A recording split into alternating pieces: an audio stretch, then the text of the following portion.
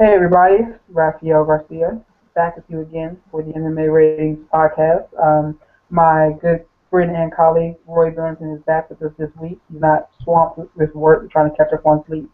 So he's going to sit around with us today and talk about some MMA, some of the stuff that's been going on. How are you doing today, Roy? I'm doing pretty good. I've been well rested this weekend, so I'm eager to talk about MMA. No, definitely. That's always great to hear. Glad to have you back with me for this week. We're going to start right off with some of the action from last night. And on a scale of 1 to 10, what did you think of Eric Silva versus Matt Brown? That was probably one of the best fights I've ever seen. It was one of the best first rounds for definite. It was pretty amazing. Yeah, I didn't think the fight was going to make it out of the first round. Like coming into the card, I was like, there's no way this fight makes it out of the first. Somebody's going to go out and they're going to go out badly. And I was almost right. But, man, those two guys put on a show for those 3 rounds. And those are the type of fights that people want to see. And I feel like in MMA, I feel like that's what kind of captures everybody's attention. Even though, one guy won and the other guy lost, I think they both gained some fans last night. And everyone will be looking forward to whoever they fight next, no matter what kind of card, if it's on a pay-per-view or if it's on like another fight night. Yeah, that's so true, and I think it's important to know how well Herb Dean did last night. I was really glad he didn't stop the fight.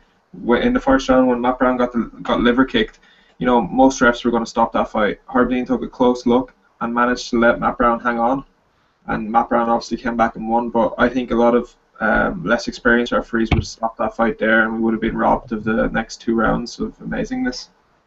Yeah, that's definitely true. Because he went down from a liver kick. What? He got caught, I think, about 3 times over the course of the fight.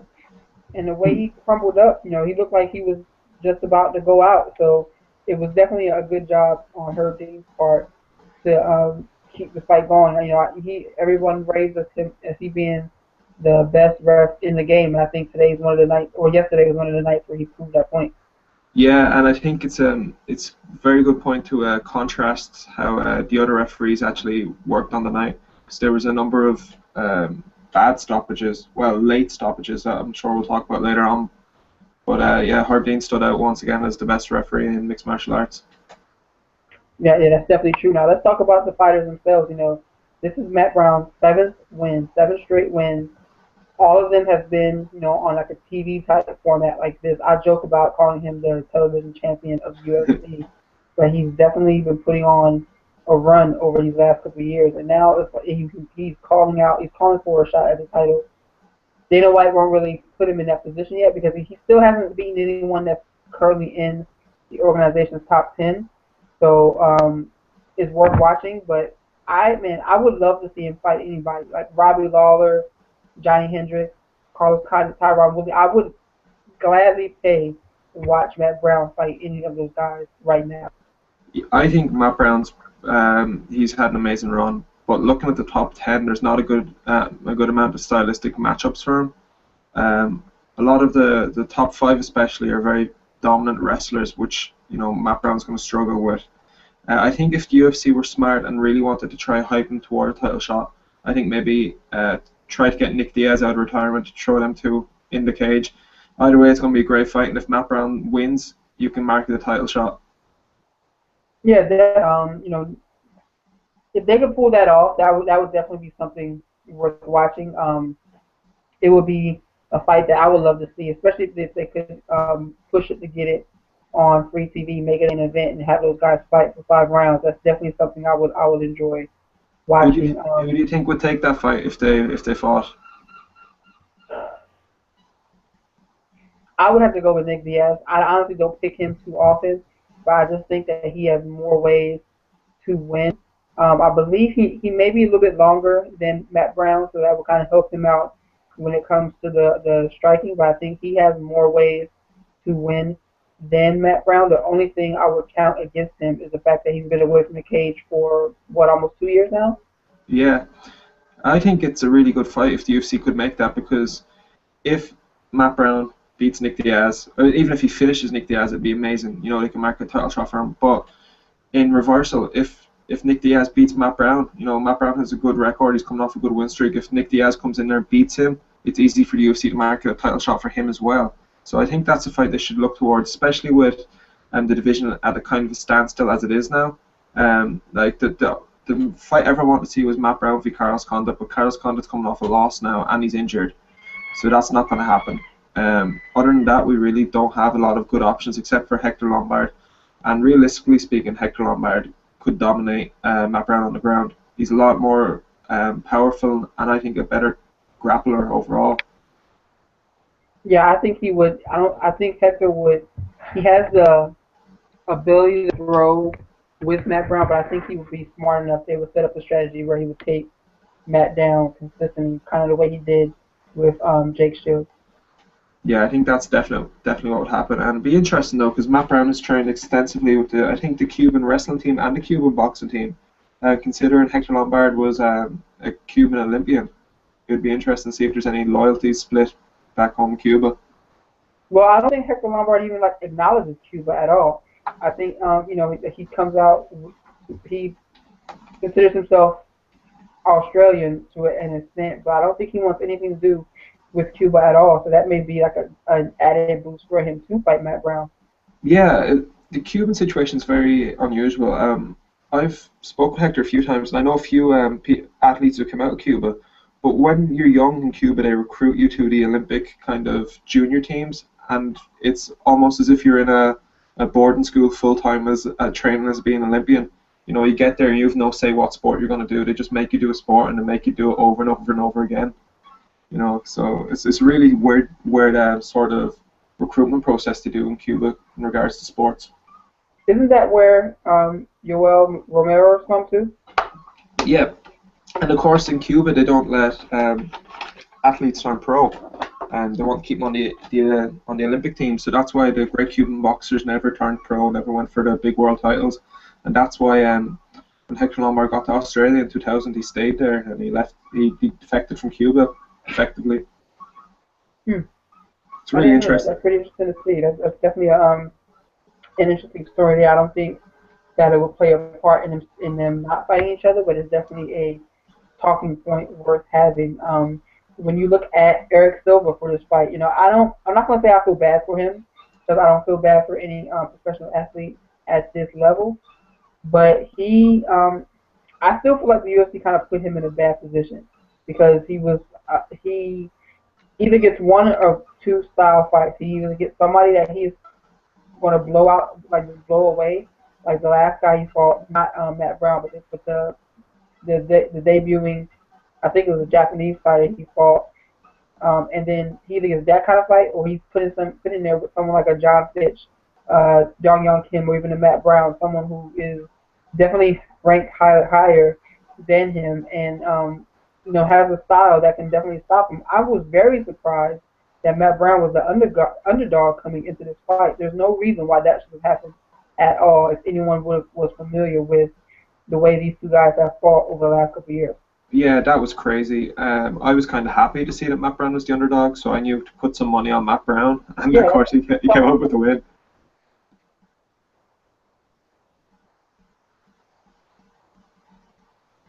Hello? Yeah. Oh, sorry, yeah. I was really happy to see Matt Brown coming up as the underdog because, for seasoned MMA fans and anyone who likes to bet, it was pretty obvious that Matt Brown should have been the favourite in that fight. And the minute I seen the line come out I had to put money straight down on it. And luckily for me, Matt Brown came up victorious. Yeah, I mean, I don't know who put that up, but there's no reason why Matt should have been the underdog coming into that fight.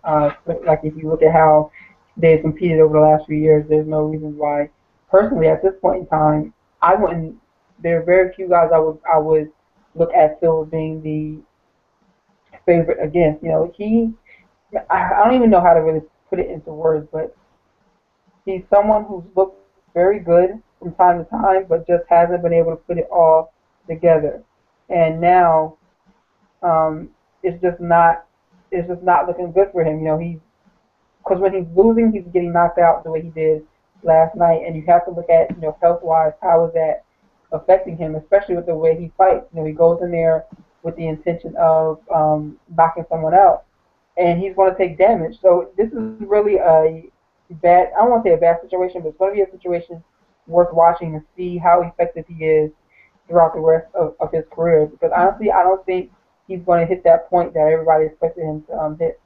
Yeah, me neither. I think it's important to notice that he hasn't won a fight that's went outside of the first round in the UFC. Every fight that's left the first round, he's been beaten, and of those fights, in two of them, he's been knocked out. So, I think he has some issues with the gas tank. I think he needs to maybe readdress where he's training. I think a switch to Nova and Yao could be what he needs. Right now, he's training with guys at X Gym, which is Nogueira's and Anderson Silva's gym in Brazil. But there's not very many little guys around there. Most of his training partners are going to be significantly bigger than him. So he needs to go down and get with some lighter guys and work on his cardio. Yeah, he definitely looked tired after he had that surge in the first round, and it's just heartbreaking to watch because there were such high hopes for him coming into the sport that it's just like now he's going to be consistently taking a step back. They even had, I believe they had him listed as the 14th welterweight in the division, and I wouldn't even have him at that point. I think that there are plenty of guys that they could rank higher than him, and it's just unfortunate to see him fall and fall so rapidly. Yeah, I think the ranking system, the way the UFC operates it, is a bit stupid. I seen yesterday that after last night's event, 12 people still had Eric Silva in the top 15, which is beyond stupid. I don't know how guys could have him ranked that high still after getting knocked out last night. He shouldn't have been that high to start off with. So the rankings aren't very good because a lot of the journalists who are on the rankings list don't really watch MMA as much as they should to be rankers, and it just causes a lot of trouble. Yeah, we could definitely talk about that whole Nate Diaz situation too a little bit later on in the show. Let's move on to the co-main event with Costas Philippou and Lorenz Larkin. Costas got the knockout in the first round. I didn't expect that either. I thought he was going to lose to Lorenz, who was I feel like he's much more versatile in his attacking game, and I thought he had a higher upside. Costas lost 2 fights in a row. And I just thought that Larkin, it was now with his time. I'm not going to say I was looking at him to be a middleweight contender at some point this year, but I definitely thought he was going to continue improving and make some moves to climb up the ladder at this point. Yeah, Lorenz Larkin has always been kind of a very exciting fighter. Since he debuted in Strikeforce, I thought he was going to be a contender one day, but he just hasn't seemed to progress at all in his game. Um, he looked a bit slow last night. He didn't look up to his normal speed, but credit to Costas, he looked good.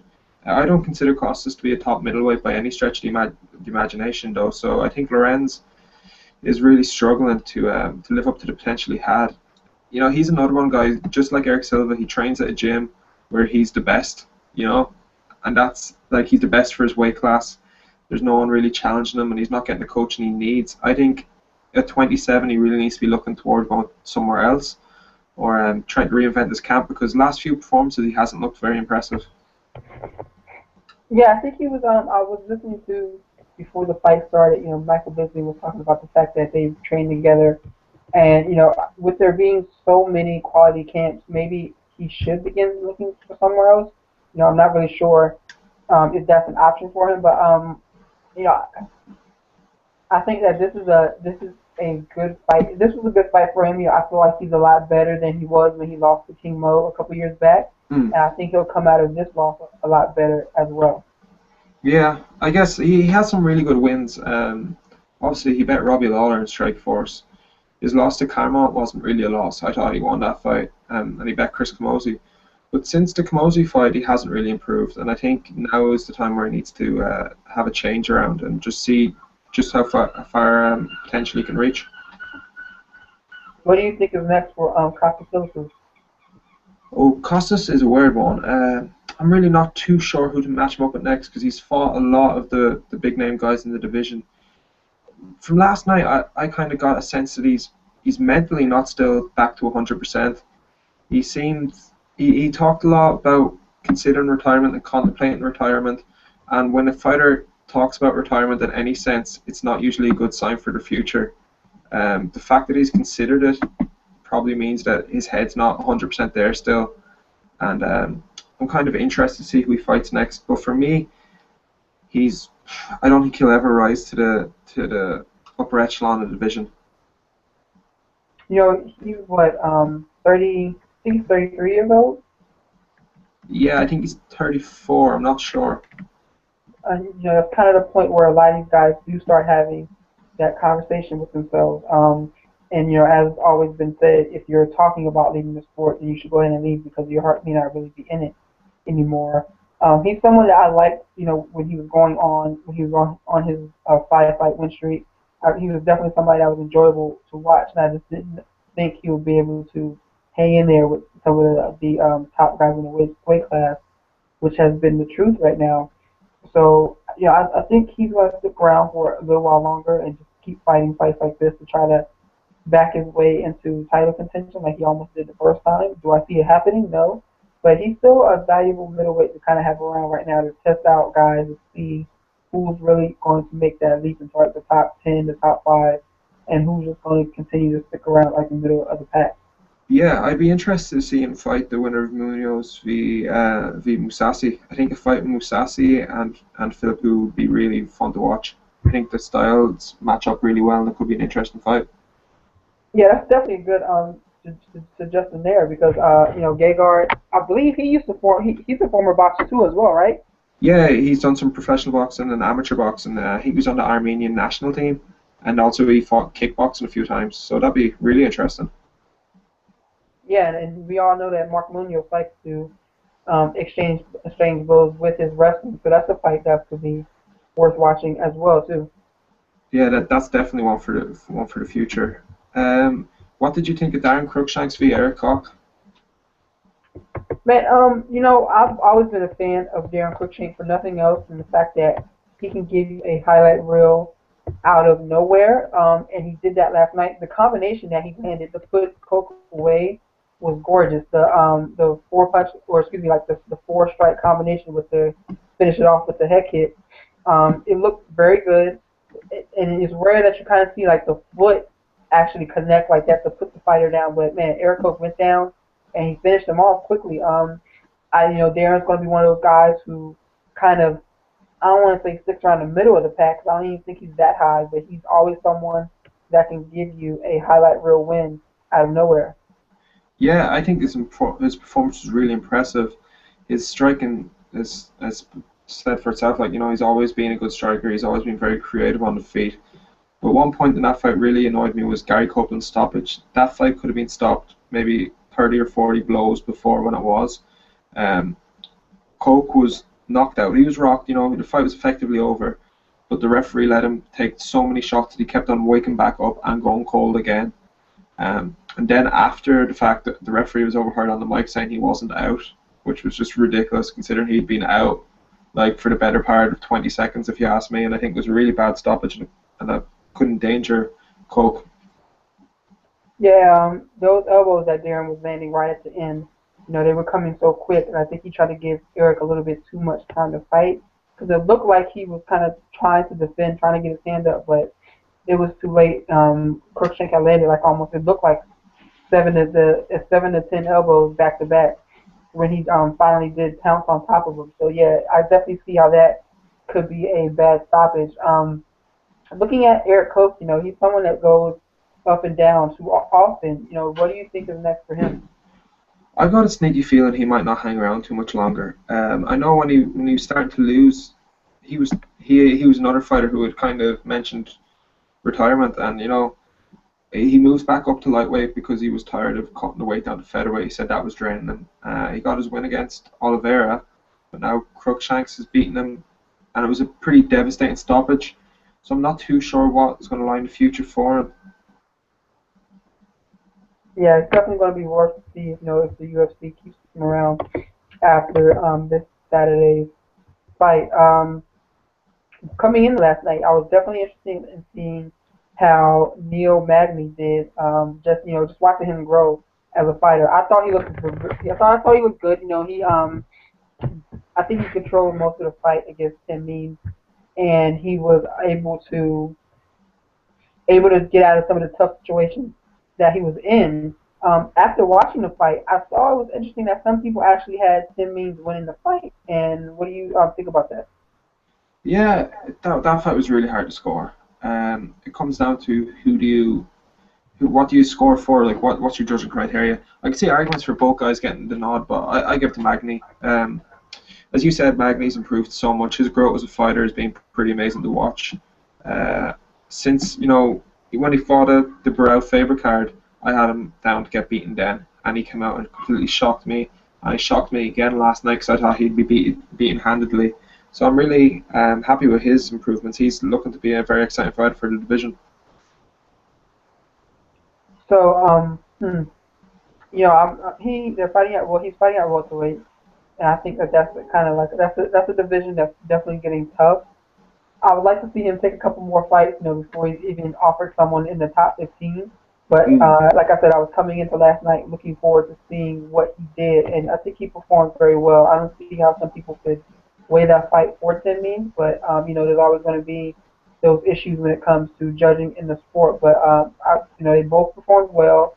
I think Means got a little more frustrated as the fight went on, but Magny did exactly what he was supposed to do last night. Yeah, I agree. He just did just enough to get the win. What did you think of Soa Palele v Ruan Potts?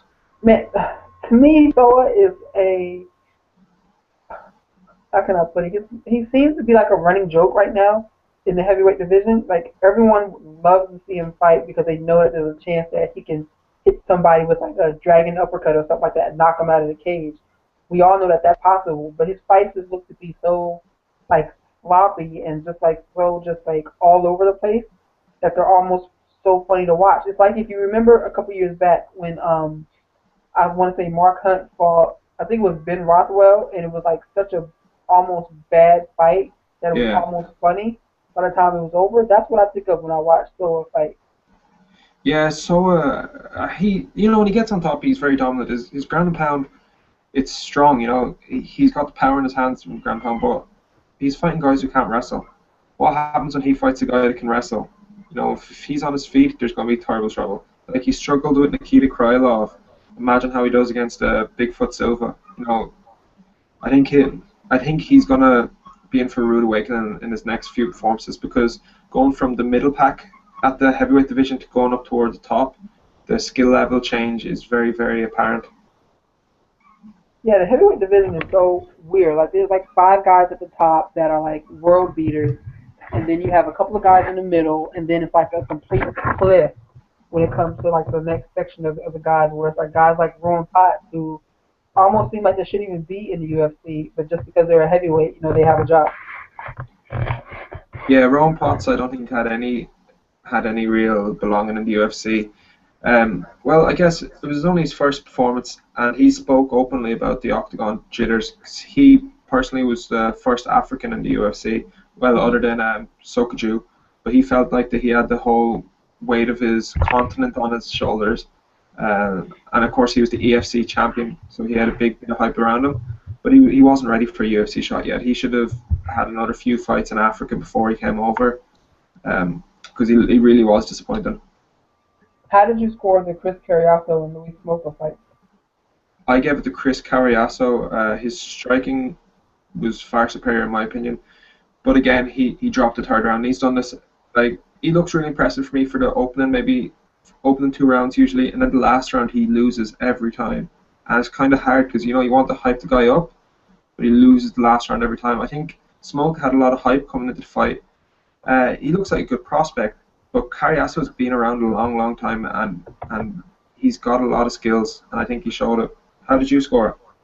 I Carriazo as well. Like you were saying, his striking looked to be very crisp throughout the fight, and he was landing some very good shots. At 125, the one thing these fighters can't give up is they can't give up, like, they can't have bad cardio and they can't give up rounds if they ever expect to challenge Mighty Mouse for his belt, because we all know that Mighty Mouse is going to get it seems like his work rate increases as rounds 3, 4, and 5 come on.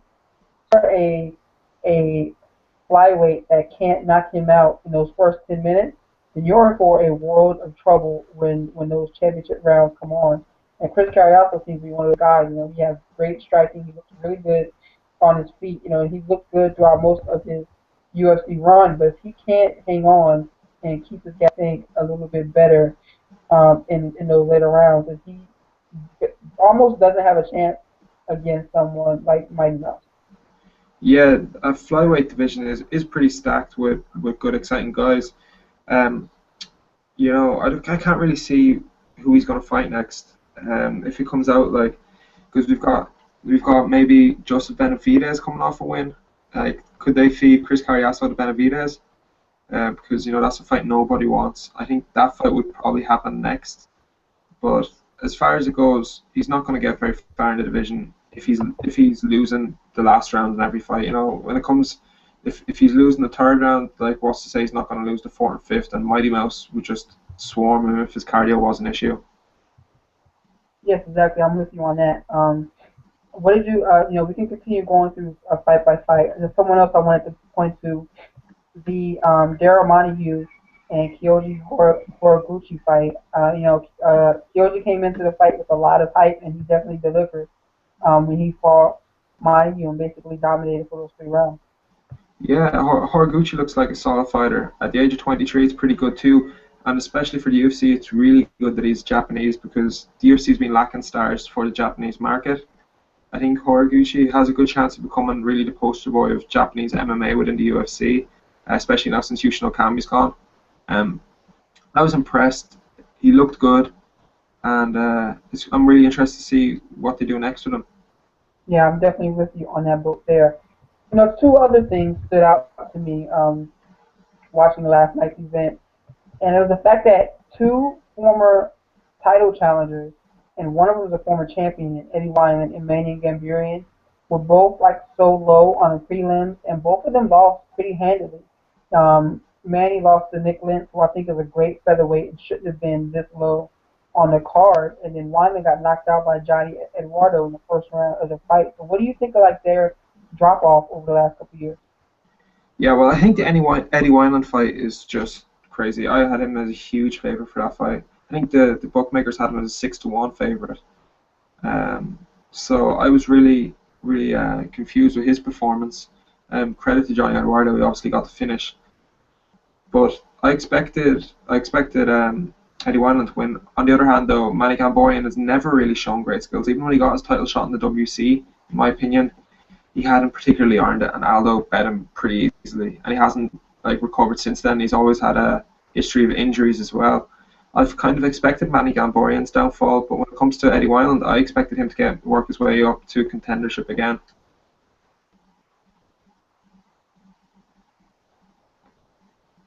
So, do you think, when looking at Manny Gamburian, do you think he gets cut, and how long do you think Eddie Wineland stays around? I think Gamburian probably should get cut. Wineland, I reckon, will stay around for a few years yet. I'm just noticing here now that he has dropped in the rankings again. A lot of people are ranking him out of the rankings. He might actually leave the top 5, which is a shame because when you look at the division, there's not many guys that beat Eddie Wineland in my opinion, and he's beaten most of them. Maybe the UFC could put him in with a Dominic Cruz next, if Dominic Cruz ever gets healthy, which I'd like to see. Have they fought before? I believe they might have fought in the WEC. I'll just double check that now. I'm just really excited for Dominic Cruz to get back, to be honest with you. It's been so long. Yeah, I'm interested in seeing how he looks because it's been very, very long since he fought, and I'm definitely interested in seeing if he can get back in the form. Yeah, Wineland and Cruz haven't fought from what I can see here. So that'd be an interesting fight. I'd also wouldn't mind seeing Cruz v Eduardo. That would also be an interesting fight. Yeah, for sure. I'm with you on that one too. And so we're going to move from UFC Fight Night, and then we're going to look at we're going to talk about Bellator 119, but more actually talk about the promotion itself. I didn't watch the fight, or I didn't watch the card because I was actually out that weekend, or excuse me, out that day. But there's some good little bits to take from the night. Probably like when it comes to highlight real action, if you haven't seen the Brian Rogers flying walk off, like it was a flying knee that he landed to stop Adrian Miles, but it was like almost like a walk off home run when it landed because he immediately knew Adrian was out, and the way he's like slumped over as Brian Rogers walks off with his hands raised, it's almost like he just cracked a home run and like to win a baseball game in the ninth inning. Yeah, Brian Rogers looked pretty outstanding. He's just such an explosive fighter. His knockout powers has been noted a lot, and at times he's looked like he could be a star for the promotion, but he's just struggled with his cardio issues, which has been a shame. I'd like to see him come back and maybe get back into a Bellator tournament, but for the last few years, whenever he's gotten into a tournament, he's been beaten handedly. He's lost to Shlemenko already. Shlemenko's finished him already. So the title fight doesn't really make any interest in booking. But Brian Rogers looked really exciting. It was a beautiful flying knee, and I definitely love watching him fight. Yeah, I'm with you on that one. I would like to see him make it back into a tournament, hopefully win one eventually. But we never know how that's going to go down because he always gets so close, but then never kind of gets over that last hump. Someone else that's kind of in that same situation is Marlon Sandro. He got back to his winning ways when he stopped, or excuse me, when he won a decision over Chris Odecki on Friday. And he's another guy who was very high on him for a good long while. He has some interesting. He has a great resume if you look at it, see some of the guys he's fought and defeated. But I wonder if time has just passed him by, and now he's just kind of winning fights that don't really matter anymore. Yeah, I think we saw the best of Sandro in the late 2008, 2009, 2010. Since then, he's kind of peaked. Pat Curran scored a brutal knockout at him, of course, and he hasn't been the same since then. He's lost to both Curran, Strauss, and to Frodo as well, I think. So, there's not a lot out there for him left to do in the Bellator rankings, which is a bit of a shame. When he did a good performance against Hordecki, but he's another guy that never really lived up to his potential either, but he's still only 26, so I guess there's some room for improvement there. But yeah, it was a solid overall Bellator card, really. Yeah, it was. And talking about, them having solid cards, everyone was looking, well, I don't want to say everyone, but a good contingent of the MMA community was looking forward to Chandler versus Alvarez 3, which is supposed to go down next week. But the injury bug hit, and Eddie Alvarez is out of the fight, and now Will Brooks is in to challenge Michael Chandler for the interim lightweight title. And, while Will Brooks is definitely an interesting competitor, he's capable of winning the fight. I think that this really hurts Bellator when it comes to their pay-per-view debut because this card will still stay on pay-per-view, and I felt like at least everybody that was ordering the card was ordering to see what Michael Chandler and Eddie Alvarez did the third time in the case together. Yeah, someone tweeted out last night that the Bellator card went from illegally streamable to missable. Nobody's gonna pay money to watch King Movi Rampage. I can't think. I wouldn't pay money to watch King Movi Rampage. Tito Ortiz v Shlemenko. These guys don't really interest me. The only fight that Bellator had to make that would have made me put out money was Alvarez v Chandler. And once more, Bellator's really disappointed me, specifically Bjorn Rebney, by not calling the fight off the minute that he found out that Alvarez had a concussion, because apparently they let Alvarez kind of wait a day or two to see if he could get better. Obviously you don't recover from a concussion in a day or two. I think it was very irresponsible of Bellator to even give him the option to recover. The minute a fighter has a concussion a week out from a fight, you say the fight's off because you're risking fighter safety. Yeah, that's definitely a good development there because it shows that there are strides being made to address fighter injuries, especially in the camp.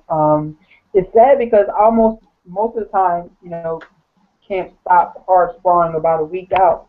So this very well could have been Eddie's last hard training session where this situation occurred. But I kind of, and you don't ever really know how long guys are going to be out when it comes to concussions. Just look at TJ Grant; he's been out for almost 2 years now.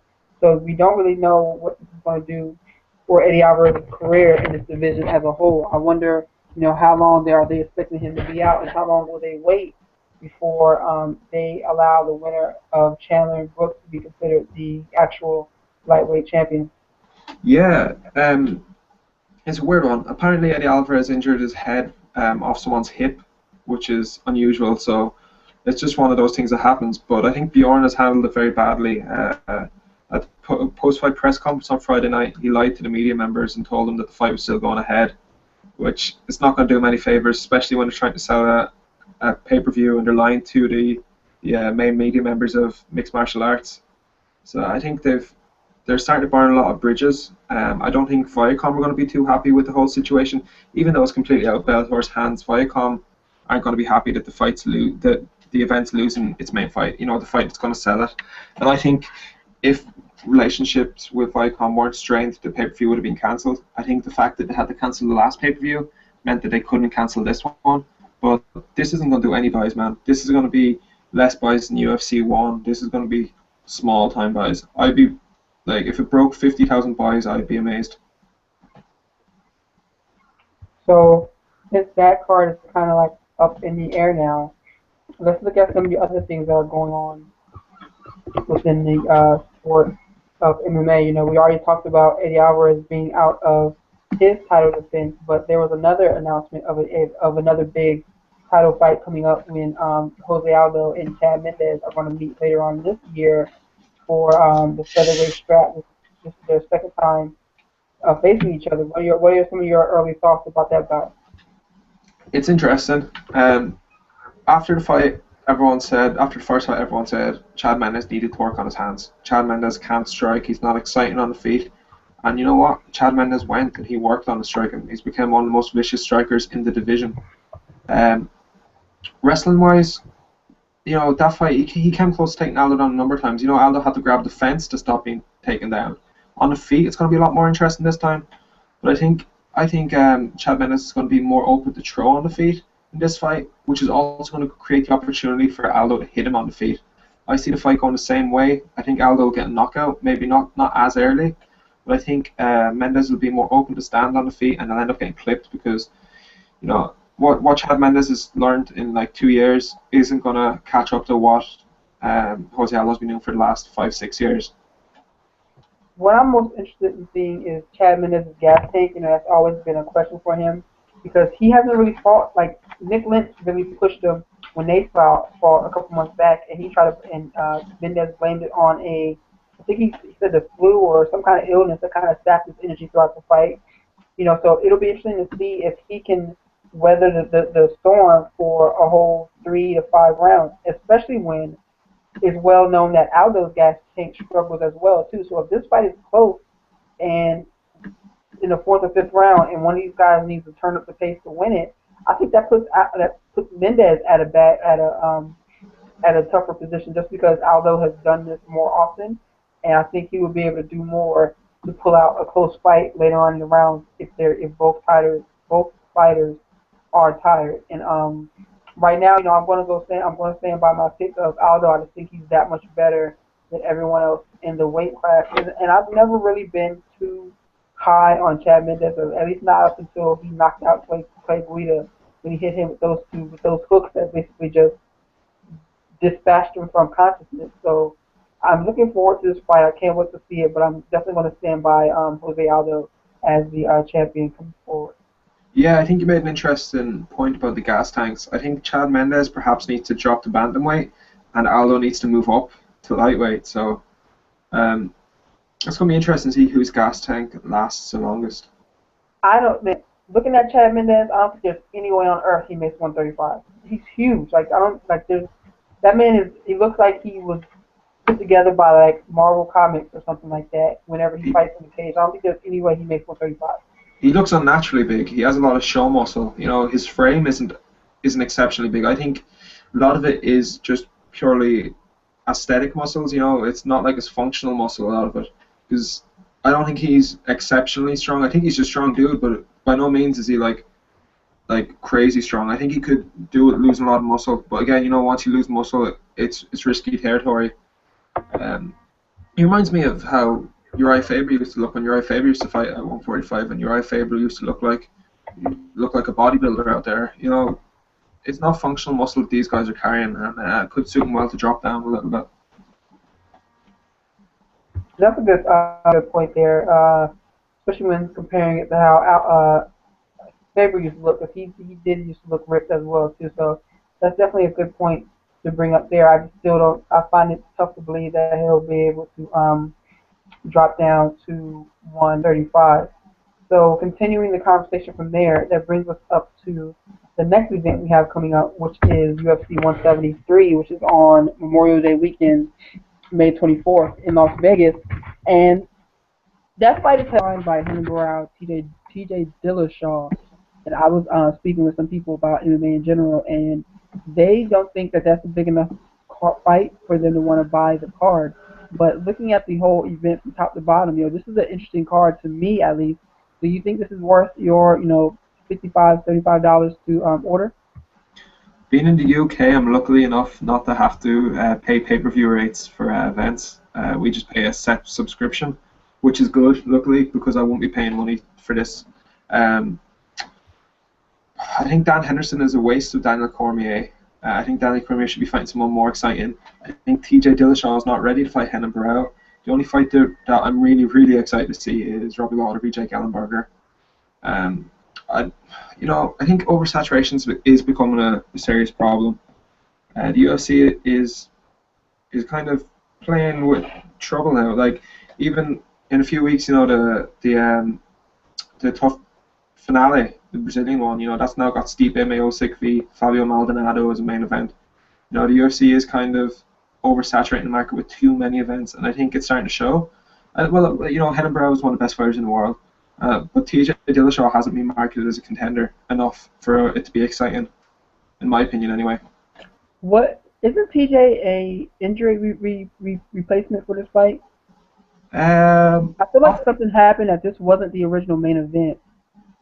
Right? Yeah, I don't think it was originally meant to be Chris Weidman v. Lyoto Machida. That's right. But it changed, maybe a month and a half ago now.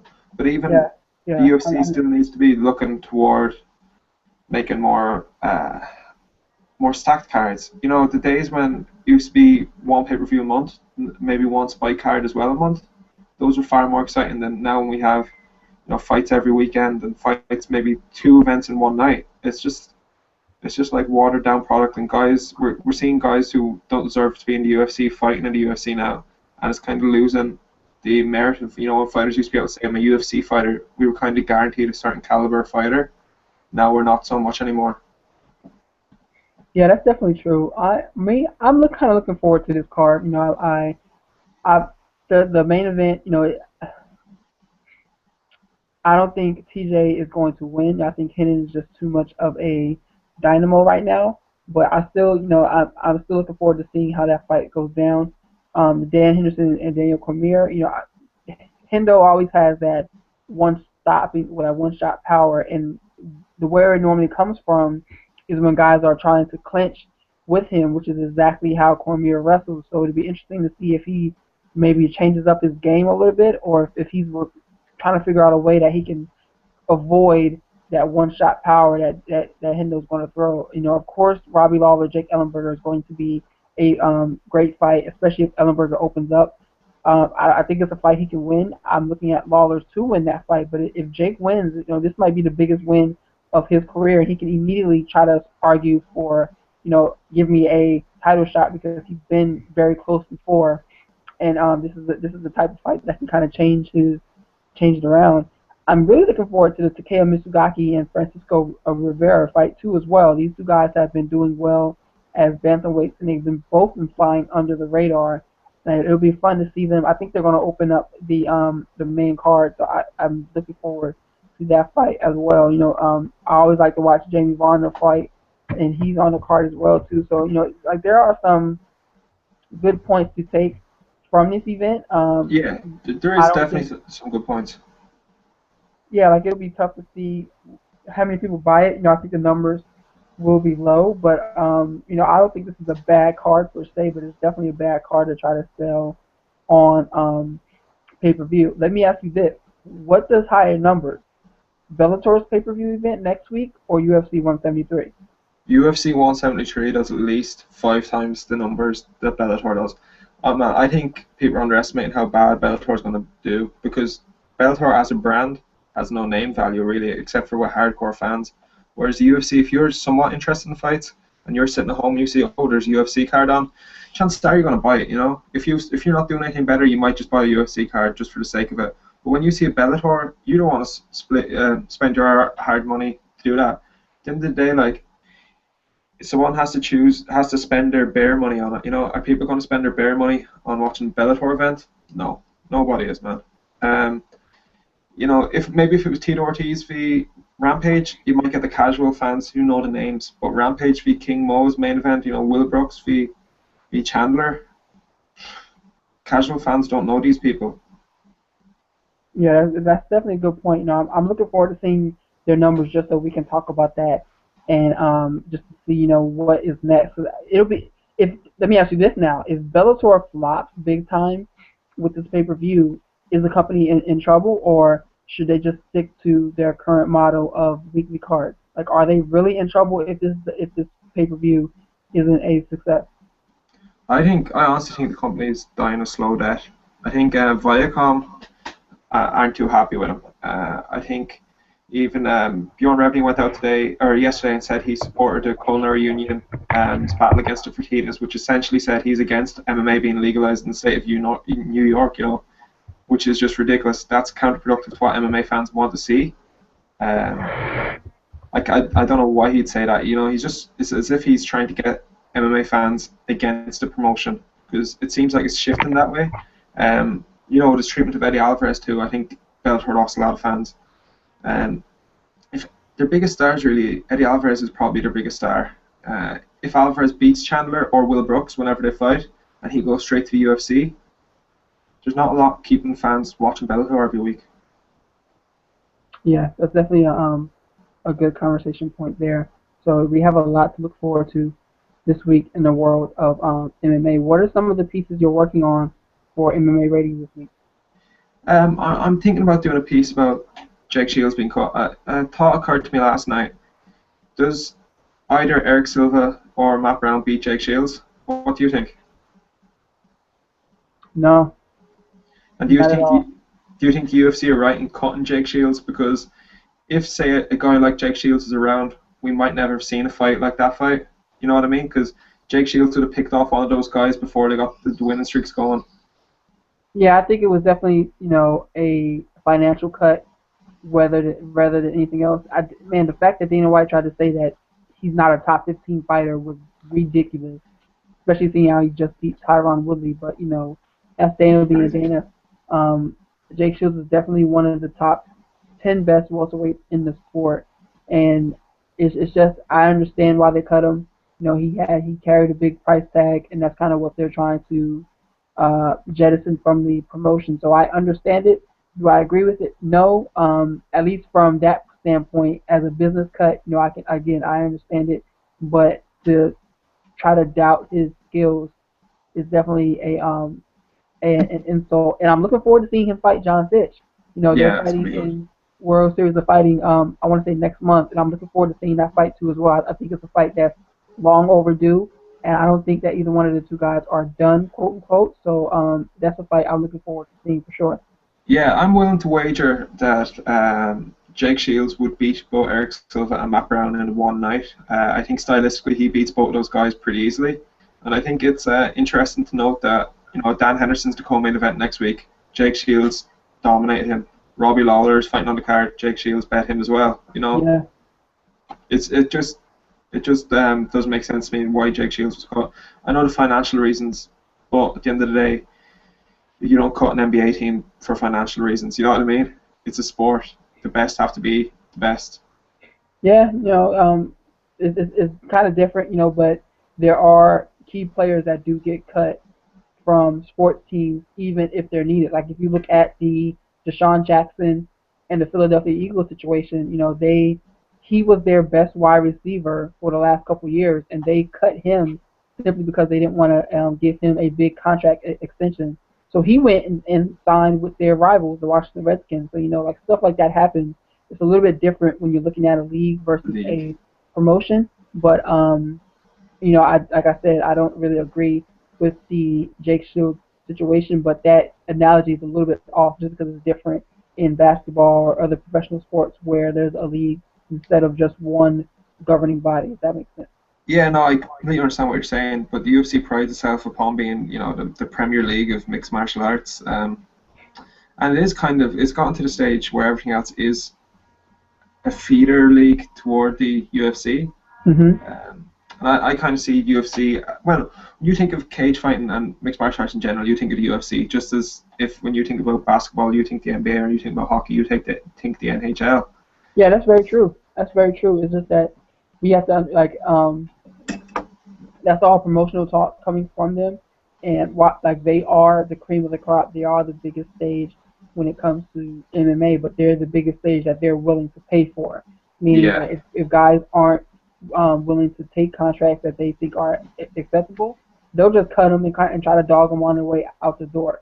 So it's almost funny because it's like you got Ben Askren, who definitely deserves a spot to be on their roster, and they talk about him like he's a nobody, or that that he asked for way too much money. Well, he should be on their roster because right now I think he may beat Matt Brown and Eric Silva himself too. That's a good question there. Like, would he be able to beat one of those two guys? I think he could. So that's he's someone else that's sitting on the outside right now watching just because he values himself at more money than the UFC is willing to pay. Yeah, well, as Askren's a great point because obviously him and Johnny Hendricks had a great wrestling rivalry, and I think Askren bet Hendricks a number of times. So, he could obviously. I know it's not MMA, but he could translate over and maybe beat the champ. So it's stupid. When you look at the welterweight division, you've got Johnny Hendricks, you've got John Fitch, you've got Jake Shields, and you've got Ben Askren, all fighting outside of the UFC. Now, they all could easily be in the top 10. So it's pretty crazy. You can almost throw Paul Harris into that mix too. He could be a top 15 fighter in that weight class. Like, do you think he can beat someone like a Matt Brown or an Eric Silva? Yeah, he'd definitely beat Eric Silva, and I think that fight, if he was to fight Matt Brown, it'd be another one like last night. If Matt Brown got out in the first round, he'd win it easily, but there's always going to be the dangerous part. There's always going to be a minute or two of pure danger, and then after that, Paul Harris just usually falters. So yeah, I mean, that conversation can go a number of different ways, but it's always going to be worth watching to see what the UFC does when it comes to their roster. Yeah, definitely. I think even if Dan Henderson loses next weekend, he could face the cut because he's on a huge contract as well. Yeah, so, I don't think they'll cut him. They'll probably retire him like they did Chuck Liddell. Well, he's still eager to fight. But again, I'm sorry, just sidetracking here now. But Henderson fought Shogun recently and nearly was knocked out in that fight. It seems like he's being rushed back a bit too quickly. I mean, on March 23rd, he fought Shogun. In that fight, he was nearly unconscious, and now he's fighting again. 2 months to the day. That can't be safe. No, it can't be. So that's something that kind of concerned me. But for the UFC, if it makes them profits, why would they care? That's very true. So I have some other other pieces coming up this week as well for MMA Ratings.net. We've got a lot of work to get in. So I also have some interviews scheduled over the next couple of weeks as well. So I will release more information as those come out. But again, we thank you for listening to Rory and I talk about the world of MMA for the last hour. You can definitely check out the website. Again, it's MMAratings.net to reach out to us there. Follow us on Twitter. We were just now got on Instagram as well, so follow us there too. And we're always on Facebook. If you have any questions, comments on our pieces, please post them there. And we thank you for listening to the MMA Ratings Hangout on May 11th, 2014.